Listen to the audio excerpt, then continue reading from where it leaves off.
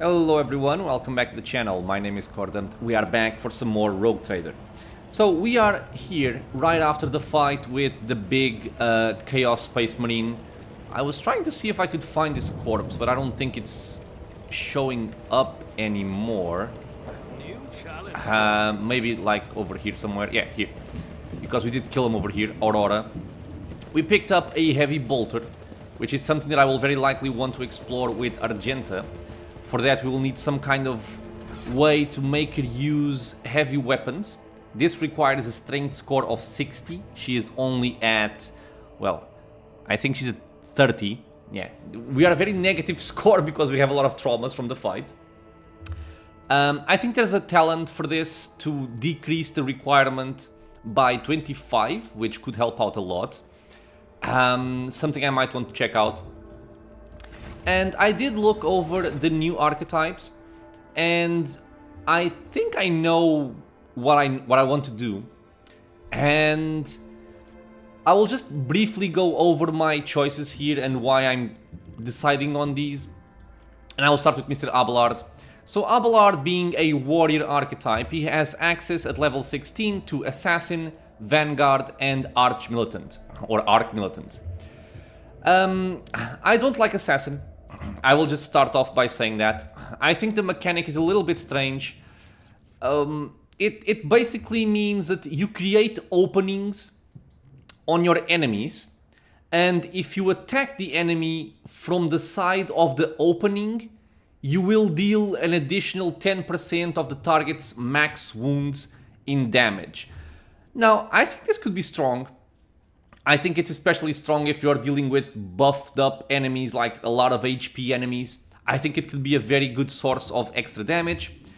But then, the whole thing about trying to hit the opening is not something that I particularly like. At least not with any of the characters I currently have. I imagine this more for a agility-based warrior style of character who can dash around with the actual dash skill. Moving behind the enemies and whatnot, dealing damage. Because from what I can see here, and I also looked at the abilities, this is all about trying to minimize the attention of enemies on you, like going into a shadow form kind of. You gain the elusive effect, bleeding the enemies, stuff like that. It doesn't really seem to fit with what I'm doing here with Abelard. I want Abelard in the front, I want him to take the attention of the enemies, and, you know, be tanky while also dealing damage. I don't feel like the Assassin plays too much into that. Vanguard could actually be the one that could make the most sense for how I'm playing Abelard. My understanding of this is that it is a very tanky archetype. Every time he's attacked, he gets a stack of Unyielding Beacon. Each stack increases resolve. Then you can also turn these stacks into temporary wounds or even into deflection against range attacks. So a lot of actually cool things. But for the most part, looking at what we have in terms of abilities and the way that this plays, it seems to be for more of a character that wants to play very close to its allies. So stuff like this. The Vanguard and all their allies in a 3-cell radius around them. I don't usually have people close by to Abelard. Defensive stance is cool. Well, this is just cool. Gives him parry, and he's able to attack of opportunity anybody that attacks him. Then we have what? Bulwark, giving him range deflection equal to the number of Unyielding Beacon stacks, like I talked about. This is actually quite cool. But then, again, all of the Vanguard's allies who are wielding melee weapons and adjacent to the enemy make an attack of opportunity. I don't typically have anybody else close to enemies. Everybody is ranged. Yeah, so I think that it doesn't really play into how I'm building him.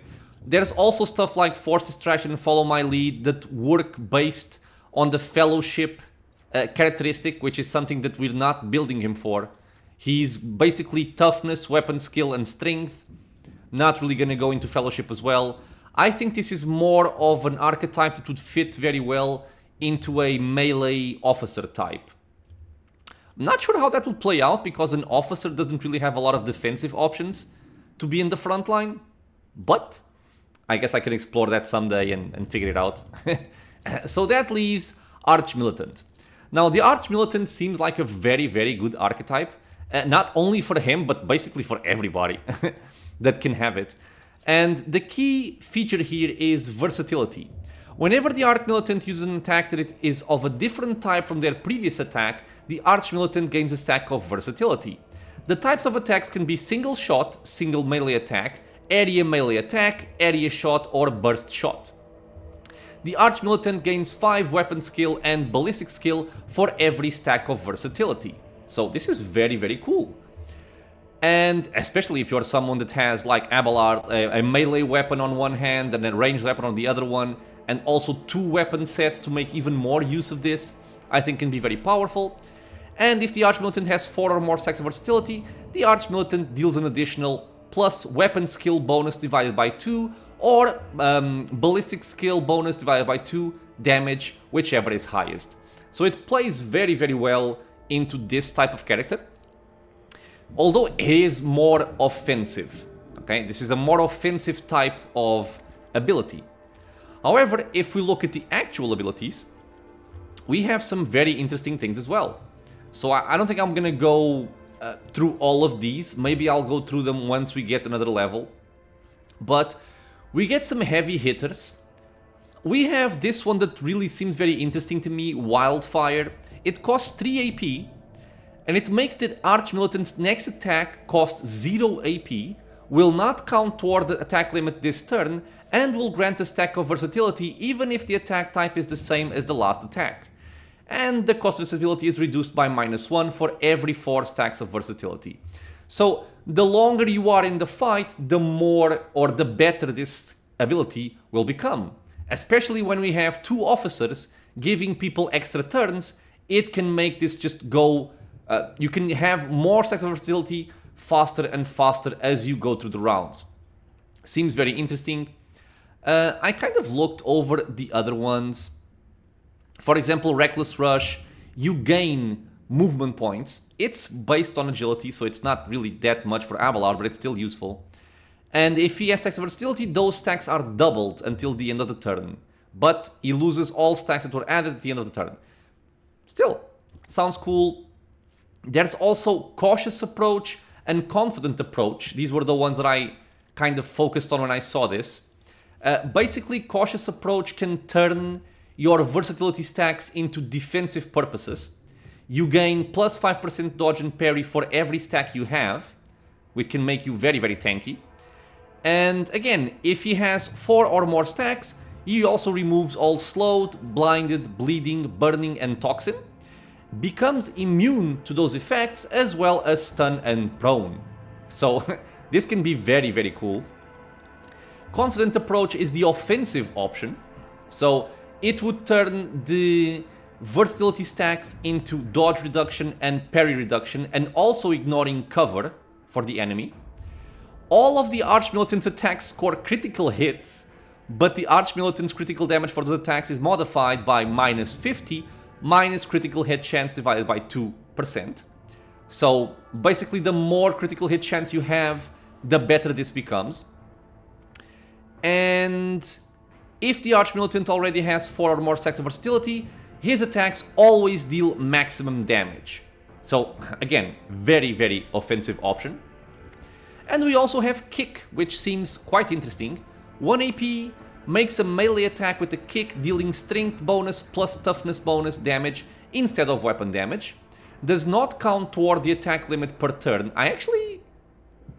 It counts as a single melee attack for the purpose of versatility. That's what I wanted to check. It cannot be parried, and it will push the target 2 cells away. And this actually feels like a very decent control-ish kind of option. It deals damage, gives us versatility, pushes. Overall, just a lot of useful things here. So this is the choice I'm going to be giving to both Abelard and Argenta. We're going to go into that a little bit. So apply. So for Argenta, the same deal. I'm going to be going for this one. And I'll talk about these two for my other characters, because we will be taking these on the other ones. So, for the same reasons that we were looking over here, for example, for Argenta, confident approach sounds awesome. Wildfire, especially with run and gun, sounds awesome. There's just a lot of good stuff coming from the Arch-Militant for both Abelard and Argenta. So, from the options, this feels like it's the most powerful one. So, Arch-Militant as well. Moving on to Mr. Pascal. His choices are Assassin, Bounty Hunter, and Grand Strategist. The same reason as before, I'm not going to be picking Assassin. I don't think I like the playstyle. I tried it in the early access with Heinrichs, and I didn't really like it very much. I think I also gave it to him, and I didn't like it at all. We're going to be going for Bounty Hunter. So just going over what Bounty Hunter does. They have Hunt Down the Prey. The Bounty Hunter may mark any enemy in combat as prey. Whenever the Bounty Hunter kills a target marked as prey, they gain a stackable bonus until the end of combat. The bonus depends on the enemy difficulty tier, the Roman numeral on the enemy's icon. So, difficulties 1 to 2, plus 25% of the Bounty Hunter's maximum wounds as temporary wounds. This is always nice to have. 3 to 4, plus 5 times the prey's difficulty tier critical damage, and plus 2 times the difficulty tier critical hit chance until the end of combat. So just overall a very good thing to have. And if it's between 5 and 7, both of the above. Hunt Down the Prey has 3 charges at the start of combat. So 3 charges is already, decent enough. And then they also have abilities which allows them to get even more. Just looking over the prey here. Whenever the Bounty Hunter kills a target marked as prey, they gain a stackable bonus. Oh, okay, I thought this was gonna give us more info. It didn't. And looking at the available abilities, we have stuff like Cull the Bold. The Bounty Hunter's next attack this turn will have additional effects. Deal an additional, I'm always saying blacksmith, ballistic skill bonus damage, which we're also going to be pumping on Pascal. This would also be a decent archetype for Argenta, by the way. The enemy armor will be reduced by -3 times the target's difficulty tier against all the Bounty Hunter's attacks until the end of combat, which is very cool. If the enemy's armor against attack is below 20%, the enemy dodge is also decreased. And the Bounty Hunter's next attack this turn deals an additional ballistic skill bonus plus the greater of perception and hint bonus damage. If the target of the attack is marked as prey, the armor and dodge reduction granted by Cull the Bold also works for the attacks of the Bounty Hunter's allies. So it's also a good boss killer. Claim the Bounty is an interesting one. The Bounty Hunter makes a free single attack with a selected weapon. That attack always hits, does not end the Bounty Hunter's movement, but deals just 4 times the ballistic skill bonus plus perception bonus % of usual damage. After each third enemy killed by Claim the Bounty Hunter recovers 1 charge of Hunt Down the Prey.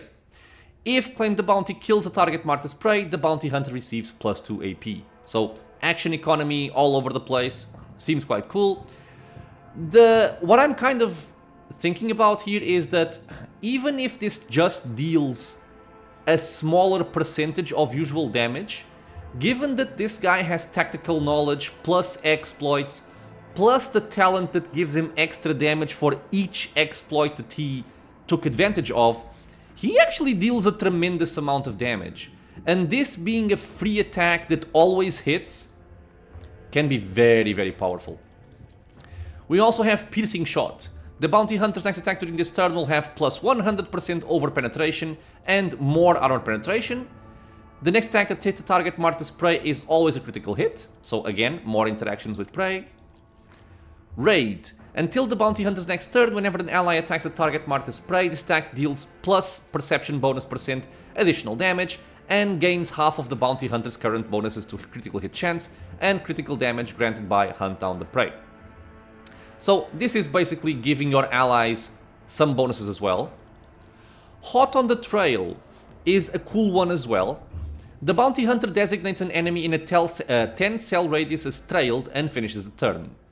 All allies gain 7% hit chance against a trailed enemy, and plus 15% if the enemy's difficulty tier is more than or equal to 5. So again, kind of a helper for your party. If an ally kills a trailed enemy, the bounty hunter gains an additional turn after that ally's turn, with all AP and MP remaining from the moment the bounty hunter used Hot on the Trail. Based on my current playstyle, I'm really using a lot of his action points. I'm not sure if we're going to be able to use a lot of this. It also depends on how the officers and the noble talents, if they are working or not. There was actually a somewhat big patch just before I started this episode, which fixed a lot of stuff. Not sure if those are going to be included, but we'll see. And if so, we can get some more AP stacked, and this can actually be quite good. The bounty hunter gains an additional +2 plus target's difficulty tier divided by 2 movement points, and the cooldown on Hot on the Trail is reset. When it is used for the third time during combat, the bounty hunter recovers 1 charge of Hunt on the Prey. This I think is really good, because even if you don't have any AP or MP remaining, just giving everybody 7% hit chance or 15 depending on difficulty like a boss can be very, very good, and it's also free. And finally we have Ensnare the Prey. This one I don't really see myself using. The bounty hunter sets a trap on a free cell in a 10-cell radius around them. Any enemy entering the 2-cell radius around that trap activates a trap. So each enemy in a 2-cell radius around that trap suffers direct damage, and it's based on perception or int, greater of these, and we are using intelligence, given that we are an operative as well, and must pass an agility resistance test with a penalty based on perception or int, or become immobilized until the enemy's next turn. The bounty hunter gains plus agility bonus MP at the beginning of their next turn. Nothing special, but 3 movement points is not bad. And a target marked as prey is always immobilized until their next turn. I imagine this bypasses the check. I think it can be interesting, but for the most part, I think I like a lot of what the other ones are offering to pick that one. But yeah, so basically Bounty Hunter is my choice, and I won't go into Grand Strategist. We will look into this when we start looking at my other characters. So Bounty Hunter is my choice. For Idira, it's going to be exactly the same logic. Don't like Assassin, this is going to go for someone else, so Bounty Hunter. And then we reach our officers, so both my main character and Cassia. So for these we have Vanguard, Master Tactician and Grand Strategist. Vanguard, like we spoke about before, is more of a tanky archetype. I think it fits better for someone that wants to be in the front line, which is not our case at all. So what remains is Master Tactician or the Grand Strategist. For my main character, I feel like I'm going to be taking Master Tactician, and I'm going to give the other one to Cassia. Maybe they're interchangeable, I'm not sure, but let's just go over what these do. So we have Press the Advantage. The Master Tactician empowers their next attack to deal plus 4% additional damage for every stack of tactical advantage the Master Tactician has, and loses half of their stacks of tactical advantage rounded up. So what are those? The Master Tactician gains plus 1 stack of tactical advantage per every 5 momentum gained by the Master Tactician or their allies. So I wonder if this works with the officer abilities, Air of Authority, plus our talents, because if it does, we have a very good source of momentum. And the Master Tactician begins combat with the amount of tactical advantage stacks equal to their fellowship bonus. So it plays very well into, you know, the officer and fellowship. Looking at the abilities, this is more of a buffing type of archetype, which again plays very well with the officer. We have Inspire. We're gonna give the target plus 1 damage and plus 1 additional damage for every 10 stacks of tactical advantage the Master Tactician has, but he will lose half their stacks. That's fine. This effect stacks and lasts until the end of combat, so you can stack a lot of damage on one of your characters. If the target uses a heroic act before the beginning of the Master Tactician's next turn, they regain plus 25 momentum. Very cool. Linchpin. The target ally or the Master Tactician gains 1 resolve for every 5 stacks of tactical advantage the Master Tactician has, losing half of the stacks as well. So just another source of extra resolve which means more momentum during the fight. Could also be interesting. And until the beginning of the Master Tactician's next turn, the Master Tactician gains stacks of tactical advantage equal to a greater percent of all momentum the target gains instead of the usual 20%. So it's a cool buff as well. Strong point, defensive one. The target gains +2 temporary wounds and +1 additional temporary wound for every 2 stacks of tactical advantage. So depending on how much we can stack of this, it can lead to some very powerful buffs. And until the next turn, whenever the target loses temporary wounds from damage, the target gains momentum equal to the number of temporary wounds lost. Which could be, again, very cool for someone in the front line, like, for example, Abelard. We also have assigned the objective. The Master Tactician marks an enemy. If that enemy is killed by one of the Master Tactician's allies before the beginning of the Master Tactician's next turn, that ally gains 10 plus 2 times that ally's resolve, which we can increase with stuff like linchpin or officer abilities, momentum, and +5 to all characteristics until the end of combat. This seems very cool. We have Fervor. The Master Tactician suffers direct damage equal to 20% of their maximum wounds for free. Gains Master Tactician's resolve stacks of tactical advantage. Very good. And resets the cooldown of Linchpin, Inspire, and Strong Point.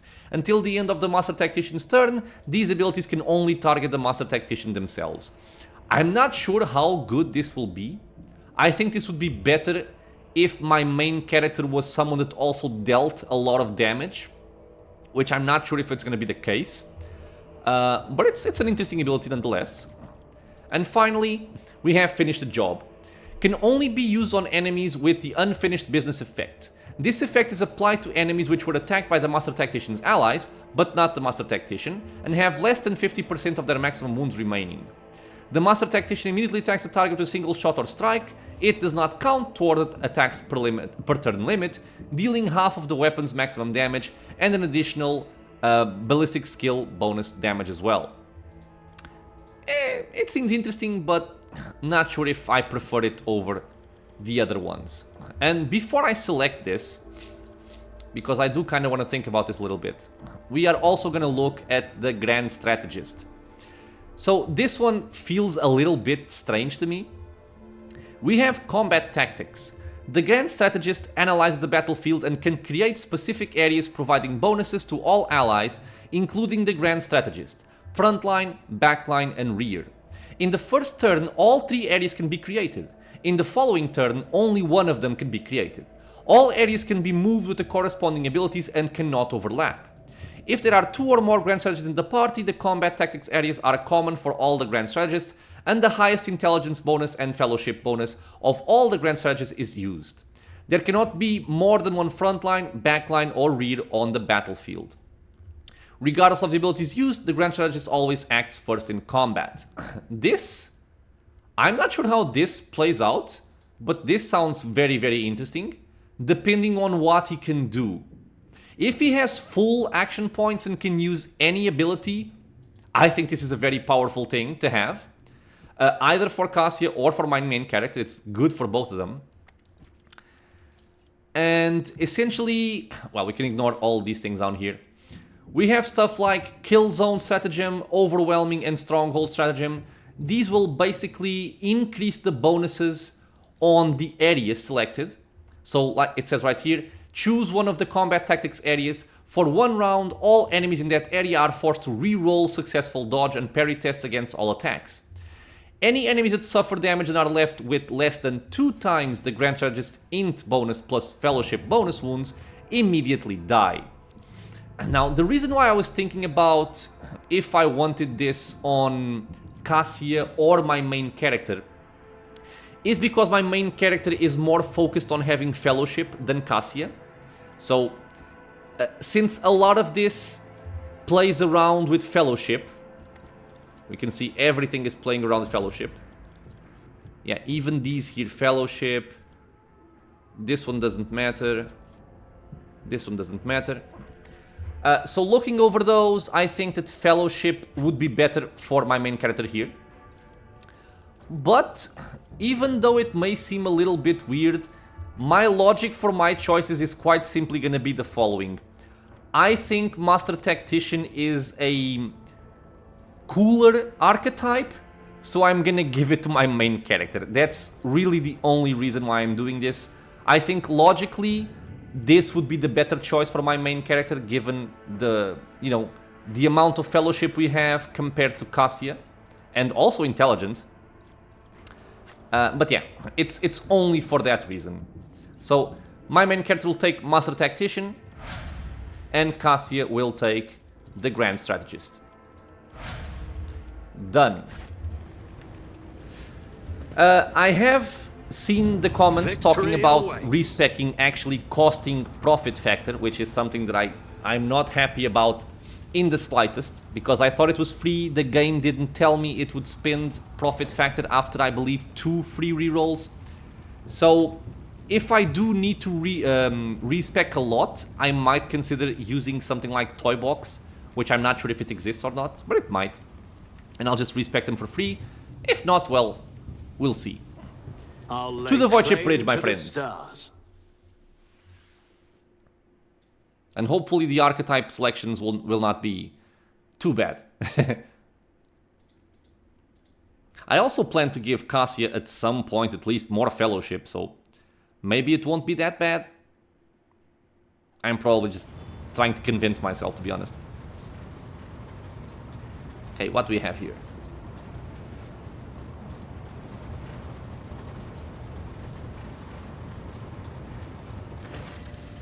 Vox Master Vigdis, evacuating the shuttle.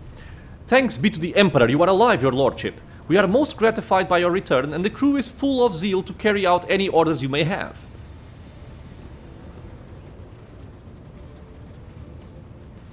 Okay, so before anything else, I will heed an account of what happened to the system's sun.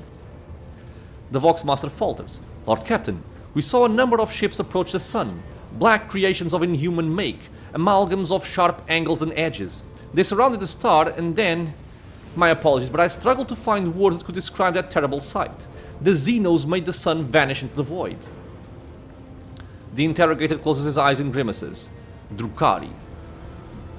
You see Abelard's expression change as if a shadow has suddenly fallen over him. He rubs his temple wearily, as if we did not have enough troubles on our hands already.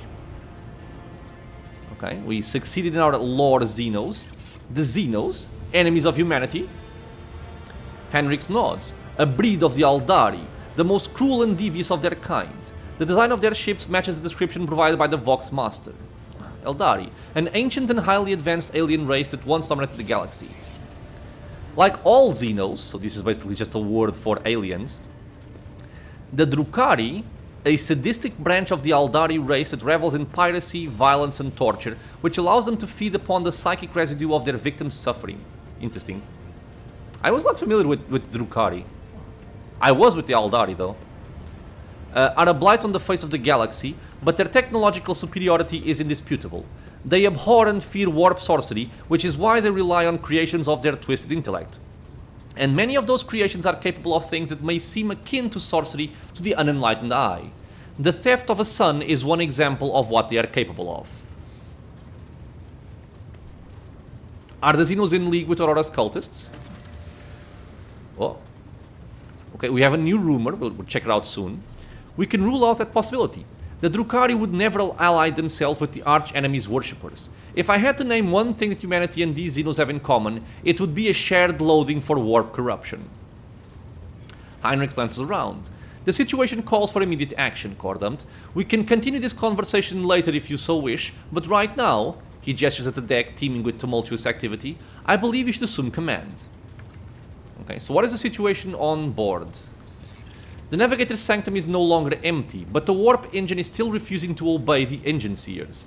Without it, we cannot perform a warp jump. Pascal's voice buzzes anxiously from his Vox. It may be angry, or perhaps it is lamenting the injuries it has suffered. I will immediately initiate preparations for a prayer service. If the Omnissiah grants me comprehension, I will appease the machine spirit of this vessel. Okay, so... why did you not send a shuttle to the planet for me? I do apologize, your lordship, but we were unable to receive your request for evacuation. The Vox link was overrun with vile interference, screams, blasphemous hymns, and other equally sinister noises. Any who listened to the interference for a protracted period lost their sanity.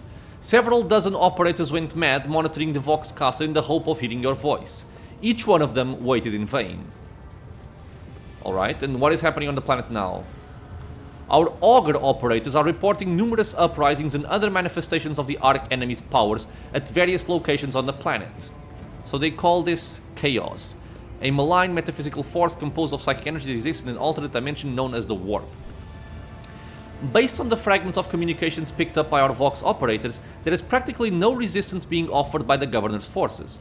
Millions of people are converting to the blasphemous Final Dawn cult en masse and assembling in prayer circles. So, there is... Yeah, but the Governor died, right? The other guy killed him. Do we have any hope of retaking the planet? I fear that Rykad Minoris is lost. The situation is deteriorating by the minute. We must leave this system as soon as possible.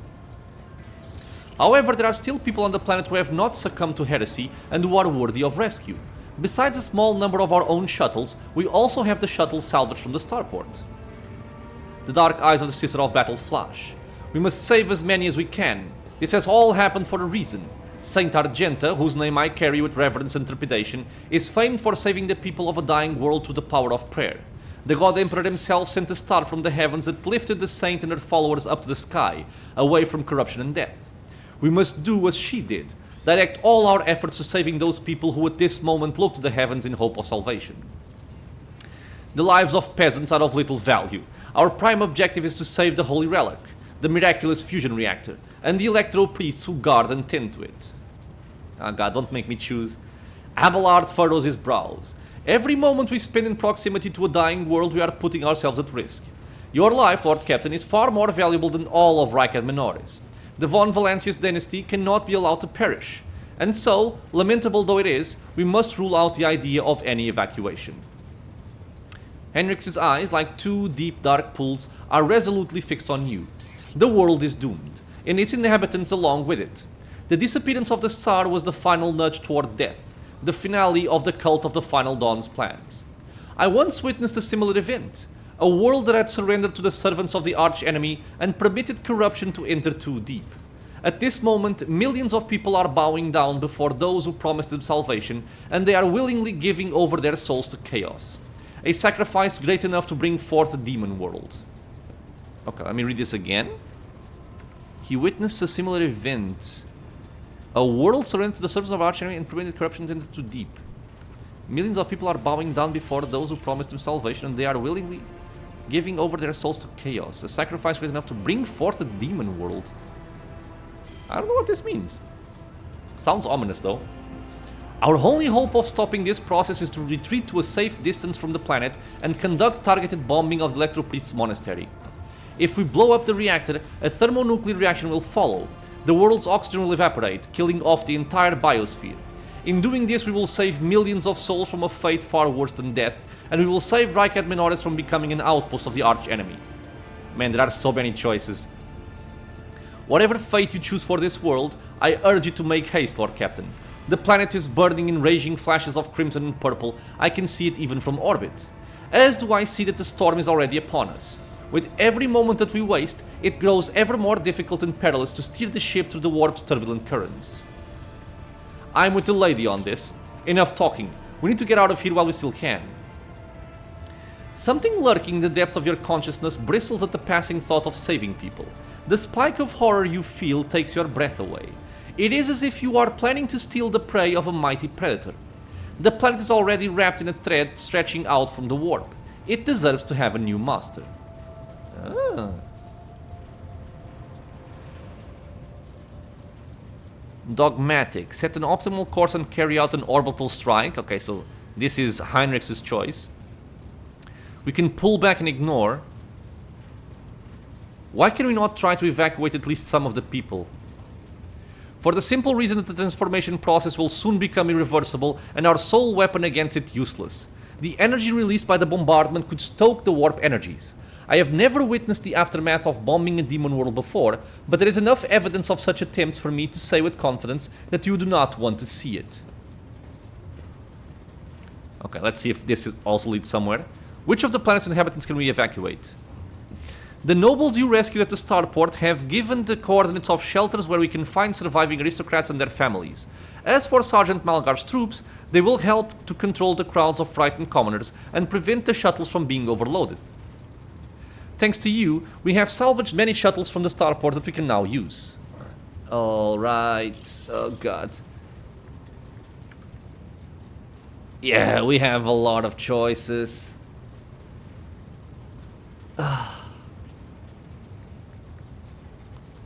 I'm not convinced that the nobles is the correct choice.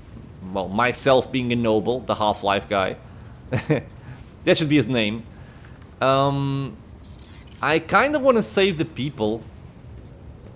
But at the same time, it feels like the miraculous fusion reactor could also be the more important thing. Going for the iconoclast, which is my current role, or my alignment, let's say, it would be one of these two. This one seems to be the one that makes the most sense, though. I'm thinking of benefits here, because nobles could maybe provide some benefit, maybe profit factor could be something that this would give us. Commoners maybe could convert into crew. No clue what the fusion reactor would do, though. And since I don't have any iconoclast option, it's not an easy choice, I will say. Okay, I think this one would be the most iconoclast alignment choice, but I'm actually gonna save the miraculous fusion reactor. Let's see what this does. Any delay caused by loading and transporting to the ship will cost us precious time. Do not deceive yourself, Cordant. If you indulge your vanity, you will doom billions to eternal torment at the hands of the arch enemy. And now we have Iconoclast and we have Dogmatic. We can blow it up. Do not forget your self-interrogator. One more objection from you and I shall forget all about the need to deliver you to Footfall alive. Man... I don't know. Maybe if I choose this, will I condemn? Will this happen for sure? Okay, I'm gonna go for the Iconoclast here. You detect a flicker of something beneath Heinrich's sanguine mask. Whatever it may be, it does not seep into the interrogator's dispassionate voice. In that case, I consider it necessary to point out that the mark of the arch enemy could infiltrate the ship with the priests escorting the reactor. Keep that in mind for the future. Consider it done. It is likely our shuttle will have capacity to evacuate some people as well. Oh! Okay, cool. So... Damn it. Now I don't know again. Okay, so thought process. The thought process here is that the nobles could provide some sort of higher education bonuses for us. Maybe like some services that commoners would not be able to do, while commoners are probably just like the basic crew. And I am a noble. This one felt like the one I was gonna pick, and it's actually the one I'm not gonna pick. I'm considering if this will give me profit factor. That's the main reason. So nobles have to be saved above all others. Consider it done. This will bring us to the limit of our capabilities. We have no more shuttles to use in the evacuation effort. I'm sorry, commoners. And I'm sorry, Argenta. I am sorry. The bridge is in upheaval. The technomad's prayers mix together in a senseless cacophony while servitors work hastily to remove a hardened crust of sacred ungans from the warp engine's components. In the middle of all this tumult stands Pascal with the data slate clutched in his hands, seemingly disconnected from the flurry of activity around him. Alright. What is going on here? The warp sextant is not responding to commands. The ship's spirit is rejecting our prayers in anger. I am currently calculating a plea that might appease the noble spirit.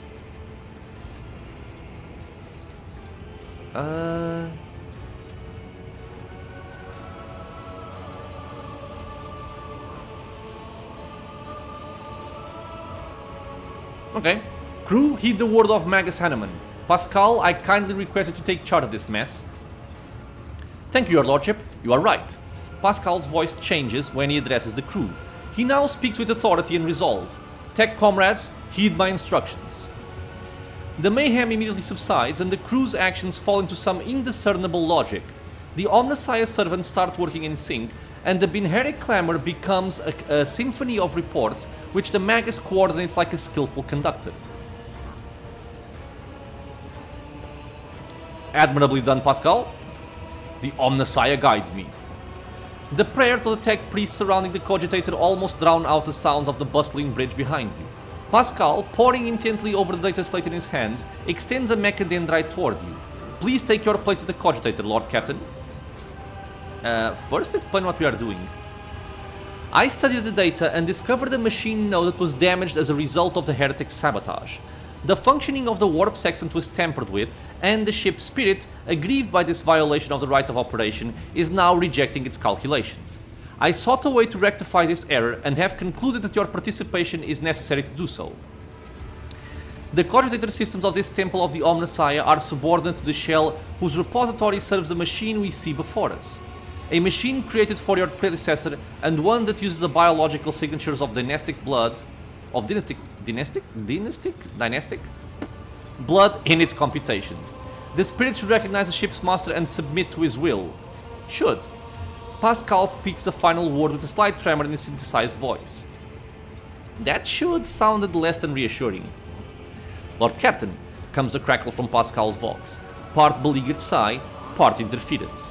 I am still poorly acquainted with this voidship. The acolytes here have adopted their own customs for conversing with the machine spirits. They do not know me, and they express themselves in a little-known dialect of Technolingua. I will trust in the Omnissiah that my analysis of the data was correct. It means we have a chance of appeasing the ship's spirits. Okay, so let's step up to the cogitator. The huge machine in front of you is lit with dozens of vid screens and hundreds of lumens. The blinking lights and endless rush of symbols and digits on the green background make your eyes water, and a vague sense of alarm slimmers in the depths of your mind. The typical reaction of a layperson when confronted with the magnitude of the Omnissiah's creation. Among the numerous controls you see the mouth of a cyber gargoyle, the same as the gate to the Warren Chamber. Pascal's voice becomes imbued with imperious force. Servants of the machine god, heed my command. Acolytes, prepare the incense instrument station for the liturgy of machine spirit oh my god. Liturgy of Machine Spirit Propitiation. Senior Technomats, recite the prayer to generate a current data report. Operations will be marked with the Campanological Protocol. Omnissiah rejoice. I must inform you that for the purpose of safety, complete reassembly of the warp sextant and updating of its datasmith blessings are required. If this is not done, then at launch the volume of aggregate calculation errors could result in the destruction of the data crypts. A repository used in conjunction with... okay. But as we do not have 100 hours at our disposal, we must omit this procedure. Pascal looks down at the data slate in his hands. A minor deviation from the right of operation for the sake of appeasing the spirit. Okay, what must I do? Place your hand inside the throat of the cogitator guardian. The cyber gargoyle which has been assigned to guard the forbidden data crypts. The dynastic blood extracted from your veins will serve as a key to the data core where the machine spirit dwells. To it we will offer our prayers so that we may bypass the protective protocol for defective connections and launch the warp sextant. Pascal's voice grows quieter. The laws of the Omnissiah know no exceptions, and so in this ritual I will remain at your side to placate the wrathful machine spirit in whose abode you will be intruding. Follow my liturgies, Lord Captain, and may we receive his blessing. I will trust in him. Let's place our hand in the cyber gargoyle's mouth. The metal jaws clamp down on your hand, breaking your delicate corporeal sheath and releasing warm red liquid into its gullet. At the same moment, the image on the vid screen before you changes. Connecting. Success. Active session, initialize, ID, and something. Okay, so what does this all mean? At the sound of your voice, the cogitator's servant, whose bronze-bound skeleton is built into the cogitator housing, shudders. With a screech, its skull rotates toward you and then stops in that position. Benevolent code, a voice receptor. Pascal emits a sequence of binaric signals and then is silent for several seconds. I hypothesize that the defect is located in the analyzer block. I register a reaction to the signal, but no processed response. A temporary override is permissible. The Magos intently studies the vidscreen. The shell was created on a forged world unknown to me, initiating standard invocation of the machine spirit. Pascal leans over the adjacent instrument panel and sets his hands on the controls. At the same time, a quiet stream of machine code begins pouring forth from his vox. What should I do now? Lord Captain, I now ask you to address the machine spirit. Speak the following command. By my authority, I revoke the inviolability protocol of the warp engine. The voice receptor will receive the vocal entry. Without your sanction, the machine spirit will not accept the data from the warp sextant. I think this is like just touching keys randomly. I don't think that's safe. So yeah, by my authority, I revoke the inviolability protocol of the warp engine. Oh. One of the cogitated vidscreens turns red. Pascal sees this and raises his hand, signaling to the rest of the tech priests, then withdraws a connector from his sleeve and connects it to the machine. Servants of the Omnissiah, make now the offering of cleansed data scripts to the machine spirit so that it may be filled with their true and calibrated data. May the Omnissiah have mercy on our souls. In meek solemnity, the acolytes offer up the cleansed data crypts to the warp engine one after another, repeating prayers of exaltation. After anointing the contacts with sacred unguents, Pascal inserts them in the cogitated slots. Your head begins to spin from the holy censer's foul-smelling clouds of smoke, and from the loss of the blood that the cyber gargoyles continues to drink from you, and the world swims before your eyes. Let this mechanism awaken in renewed purity. Pascal enters a sequence of commands and raises his head, watching the vidscreens. Suddenly, he stops dead. No. His fingers fly over the command runes, entering command after command. His mechandendrites clicking their pincers pull at one lever after another. The vidscreens fill with strings of symbols, completely incomprehensible to you, but clearly conveying something to the Magus. What is happening? After a few seconds, one of the data crypts mounted on the cogitator begins to emit sparks. A moment later, another data crypt does the same. The next bursts into flame and gives off foul-smelling smoke. Around you, the Omnissiah servants break off from their prayers, and someone bursts into frantic pleading. Pascal mournfully grates out. The mass of errors in the warp sextant's calculations is destroying the data repositories. The offering did not appease the ship's spirit. The warp engine cannot be filled with the motive force. We are trapped. A moment later, the Magus continues uncertainly. Perhaps an alternative Ryzen protocol, or an emergency launch of the auxiliary coils. The tech priest bends over the cogitator, but something in his pose and movements reveal his desperation. While the other vidscreens are filled with more and more strings of symbols, the monitor in front of you blinks and its static image changes. Pascal is too engrossed in his ritual to notice. Read the information on the vidscreen. Input, stab true, stab false, stat check init, query.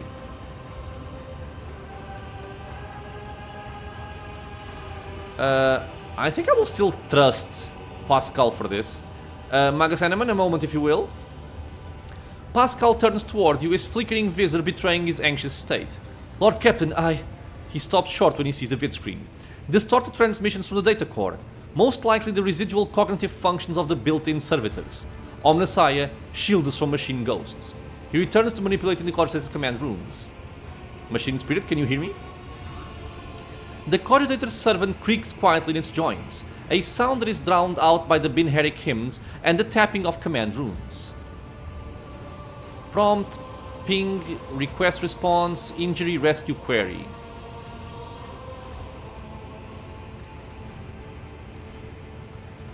Okay, so machine spirit.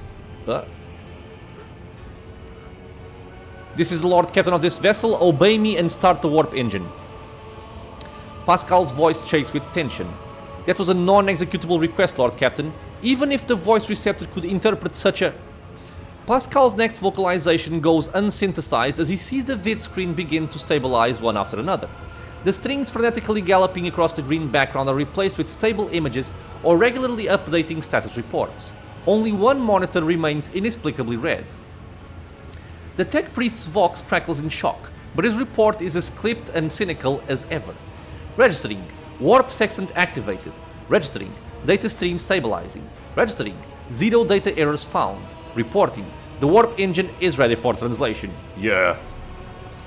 After a pause, Pascal adds, I am also reporting evidence indicating a category 3 miracle fulfilling the criterion, thou shalt witness the mechanism that toils in glorification of its function and in defiance of the activation. I love it. Lord Captain, Rever here. The crew are almost finished carrying out the orders given earlier, and I've just received confirmation from the engineering halls. I don't know what you did, but the warp engine's up and ready to go. We're ready to begin translation to warp, your lordship. What just happened? Pascal pauses. I hypothesize that the ship's spirit heard your prayers and intervened. It summoned the power of the Omnissiah to do something beyond my comprehension. You still know the power of our fate, Pascal. You would not have...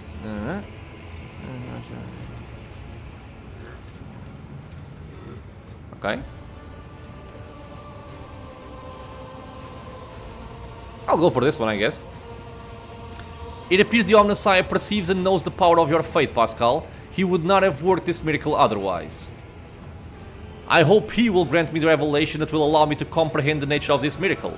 Pascal's vox buzzes with wonder and an undercurrent of exultation. Well, I know little of the Omnissiah sacred machines, but what I saw on the screen looked strange. A non-standard output of information lost in data core. The servitors used as data conduits are not always fully lobotomized. Fragments of their thoughts can appear even in pure code. Pascal falls silent, immersed in thought. Okay, so contact Raver. The Lord Captain speaking, I give the order to commence translation to the warp. Waiting for you to ascend the Captain's throne, Lord Captain. May the Emperor protect us. That was a long sequence, but a very cool one as well. Man, really, the story of this game, the lore, is really quite something. So, is that Rykad Minoris, or is that the Stolen Sun? I'm guessing Rykad Minoris.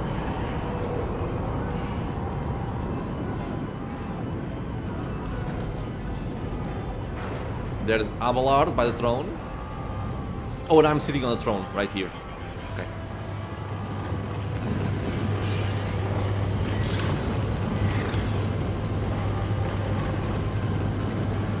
Preparing for warp translation. Awesome.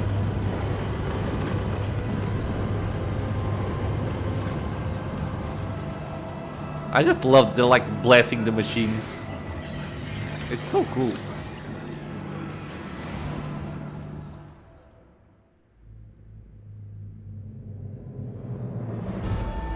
Oh.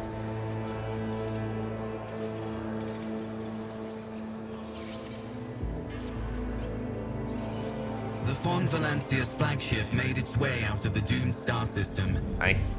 As the void ships plunged deeper into the Corona's expanse, the rogue trader's subjects bid a formal farewell to the late head of the dynasty, Aurora von Valancius.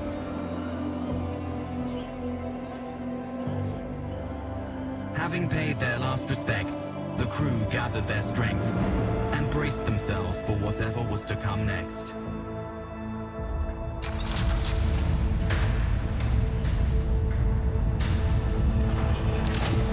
This kind of reminds me of Beamdog cutscenes. Though I do like this one better.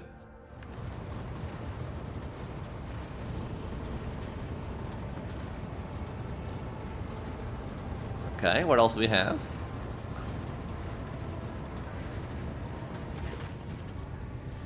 Lord Captain, allow me to report. Our journey to the warp is coming to an end. Lady Navigator Orcelio informs that we have reached the point where we can translate to real space in the Furibunda system. The Lady Navigator and her pilots are awaiting your permission to begin the process. The Furibunda system is home to Footfall, the only Imperium outpost with a functioning wharf in the Cronus Expanse. The tech priests are begging you to have mercy on the machines worn down by the warp and to allow the servants of the Omnissiah to inspect and heal the void ship's wounds in the dock. The prayers and rituals will take some time, which are astropathic... What is this? A powerful sanctioned psyker who can send and receive messages through space using telepathy... Okay. will use to establish a connection with the prime worlds of your protectorate, Dragonus, Janus, and Kiava Gamma. So Footfall is the massive void port on the edge of the Cronus Expanse, a notorious hotbed of vice, trade, and rogue trader intrigue. Master Zachary Weiss has recovered an invitation previously adrift in the Immaterium, the Warp. The Liege of Footfall has humbly requested an audience with the rogue trader of the Von Valancius dynasty. According to Master Zachary, the message was tinted with shades of pleading. I quote, "Apparently the Liege is anxious to meet as soon as possible." New quest. Footfall, the place where filth and sanctity go hand in hand. Reverend Hieronymus Doloroso will most likely expect a visit from me. I imagine he will be interested in talking to you as well, Cordamd. This is actually kind of a Portuguese word as well, Doloroso. It's like painful. I will be leaving your voidship when we arrive on Footfall, Cordamd. Once that is done, consider the Lord Inquisitor's task complete. Your Lordship, young Yvain Winterscale has asked me to convey his gratitude for your hospitality and for saving him from certain death. Not wishing to outstay his welcome, he plans to disembark at Footfall. Lord Yvain swears he will not forget his debt to you. I hereby inform the Rogue Trader during a comprehensive system inspection rite, this unit discovered data clusters within the Captain's cogitator that are concealed from prying eyes by means of a personal cipher and a sacrament of algorithmic authorization. Unit Cordamd Von Valancius has been added to the access list and assigned the identifier Keeper 2. The unit can access the data from the Captain's cogitator provided he possesses the decryption key. You detect a hint of something resembling curiosity in Pascal's mechanical voice. Man, this is gonna be a long episode. Are you leaving us, Heinrichs? The arrangement between the Lord Inquisitor and your predecessor was that I be transported to Footfall and no farther. I dare not take advantage of your generosity and patience any more than I already have, Cordamd.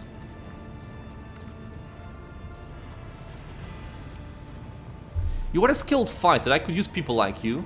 What do you say we extend your stay in my retinue? Thank you for your offer, but I must decline. I am afraid my duty to the Golden Throne comes before everything else. Okay? Argenta, who is this Reverend Hieronymus who wants to talk to me? He is the head of the Drusian mission on Footfall and one of the most prominent clergymen in the sector. Paying him a visit is a good thing for any loyal servant of the Emperor to do. I assisted his mission before I joined Lady Theodora on her voyage. I need his blessing to accompany the rogue trader or the new rogue trader of the Von Valancius dynasty. If you wish to have me aboard your voidship, I request that we meet with Reverend Hieronymus. Sure. Victis, tell me about the system you are arriving in. Furibundus is valuable due to its close proximity to the Maw, the gateway to the Imperium. The system is mostly known for Footfall, the main base for merchants, privateers, and rogue traders traversing the Cronus Expanse. Additionally, the star itself is orbited by an Adeptus Mechanicus station, which is off-limits to outsiders. Altar Templum Calixis X-17. I had the honor of tending to this shrine for a few thousand cycles. I suggest you abstain from visiting it, as most tech comrades at the station are engaged in meditative calculations that should not be interrupted. And what do I need to know about Footfall? It is the largest port and the trading capital of the Cronus Expanse. It has a dockyard that will allow us to inspect and repair the voidship, and it boasts its own astropathic choir, the Cronus Expanse Communication Nexus. Not to mention pirate hideouts, smuggler caches, and forts belonging to a dozen gangs, groups, and factions. In the Cronus Expanse, the Imperium relies on this as its outpost. The fringes of humanity's domain rarely resemble its central worlds, but so long as Footfall serves the God Emperor, insofar as it can, it will be considered a citadel to the Imperium. Although, I have heard that the tides it sends are underwhelming to say the least. Due to Footfall's remoteness, it has developed its own rules and customs. Many of the goods that can be procured there could be considered heresy in the heart of the Imperium, enough to warrant summary execution. Moreover, Footfall is the domain of the rogue traders who transcend certain Imperial laws by virtue of the warrant they bear. Okay, so Footfall is just a brief stop. What next? As soon as we solve the issues plaguing the ship and establish contact with the key worlds of your protectorate, the time will come for your Magnae Ascensio, the official ceremony of donning the mantle of the rogue trader. It is mostly a formality at this point. You already possess all the privileges granted by the warrant. And yet, it is a major milestone in your personal history, the moment your name graces the list of heads of the von Valancius dynasty. We are all looking forward to that day, Lord Captain. Abelard, do you know anything about the Liege of Footfall? Vladium Tokara is a very peculiar young man. Consider your upcoming conversation a baptism of fire in Footfall's political arena. Such things are not spoken out loud, but Liege Tokara is the appointee of the Kazbalika mission. This is the Footfall chapter of one of the most successful crime syndicates in the Imperium of Man, founded by the Calixis sector. The largest robber baron crime syndicate in the Calixis sector. They specialize in the cold trade, the buying and selling of all kinds of Xenos rubbish. The illegal trade of commodities and artifacts of Xenos origin. Okay. Footfall was previously run by a liege who did business with several criminal factions at once, but he suffered an accident. The reins of power were picked up by Vladium Tokara, whose appointment benefits not only the Kazbalika, but also their most powerful ally in the Coronis Expanse, rogue trader Caligos Winterscale. Vladium is a slippery yet very cautious fellow. He does not usually beat around the bush and does not play mind games. Perhaps more importantly, he is no fool. Fools do not rise this high in the Kazbalikan hierarchy. Keep all this in mind. You are a rogue trader. You stand above him in status and wield considerable power. Having said that, history has seen cases where the Kazbalikan barons crossed swords with rogue traders and emerged victorious. Do not forget that and remain vigilant. The Kazbalika, vile tech thieves. Pascal's Vox barks out the last word as like a profanity. Why does the Liege want to see me so badly? Not you personally. He wishes to meet with the rogue trader of the von Valancius dynasty. Tokara does not know about Lady Theodora's death and is simply seeking an audience with the powers that be. My gut is telling me that something must be very wrong on Footfall if our astropath managed to read such strong emotion in such an anodyne message. Oops. We have no information, Lord Captain. The broadcast from the Footfall Astropathic Choir was the only missive Master Zachary has received lately. Okay? Tell the navigator, Lady Navigator, I give her leave to make a translation from the warp into real space.